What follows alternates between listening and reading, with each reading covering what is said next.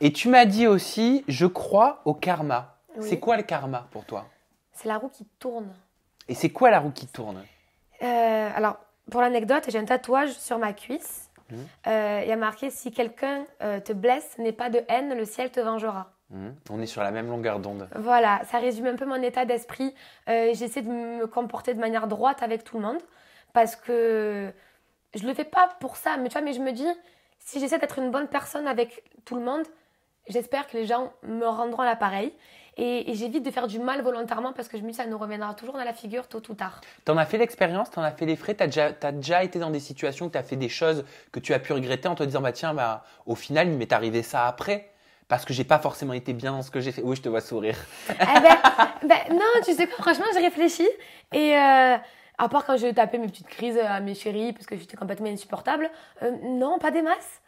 Vraiment, j'essaye, je suis pas du tout un modèle à suivre, pas du tout, hein. Mais j'essaie plus ou moins, ça va.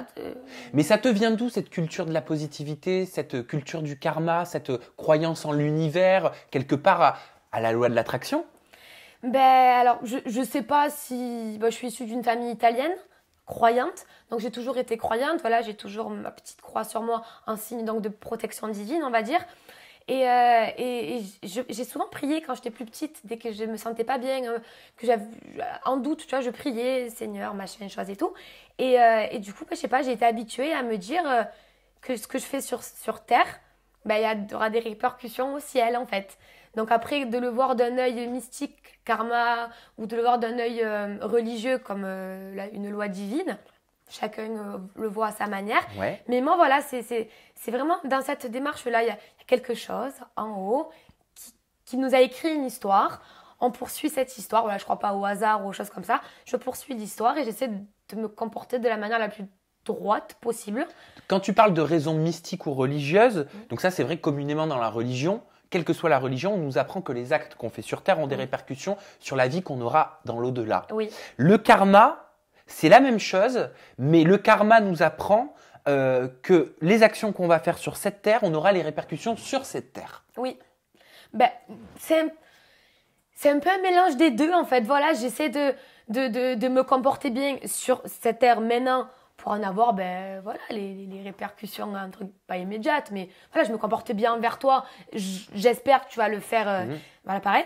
Puis je me dis ça c'est ma croyance, hein, voilà, pour le côté divin, je me comporte bien pour être la meilleure des personnes possibles. Et voilà, le jour où ça s'arrêtera, essayer d'avoir une bonne âme, donc partir en paix. C'est important pour toi de faire des bonnes actions sur cette Terre. Ouais.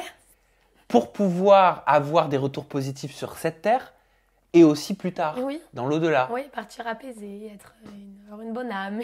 Non, mais moi, c'est un sujet que j'adore, donc c'est très sérieux. Hein. Oui, non, mais moi aussi. J'aime beaucoup parler de ça, parce que je trouve que c'est super constructif. Oui, et ça me permet d'avoir plus ou moins, voilà, comme j'ai dit, je ne suis pas irréprochable, mais d'avoir une conduite plus ou moins correcte. Et j'ose espérer respectée, respectueuse. Mais est-ce que tu penses que tu es tombée dans le bon cadre? Je fais référence à la télévision. Je pars du principe que si tu es comme ça, peu importe où on te pose, tu resteras comme ça. Voilà. Après, oui, c'est possible toujours d'avoir des moments de perdition où c'est compliqué de passer d'une personne anonyme à une personne connue. Ton image change, ta personnalité change plus ou moins. Donc, il faut un temps d'adaptation. Et une fois qu'on s'est adapté, qu'on a vu un peu comment ça marchait, ce qui se passait, voilà, après on réouvre les yeux et on se dit voilà, je suis telle personne, mais je sais que je suis Julia comme ça. Que tu me mettes dans les Marseillais, dans le cross, sur une île déserte ou chez moi, j'espère et je pense, voilà, me comporter de la même manière.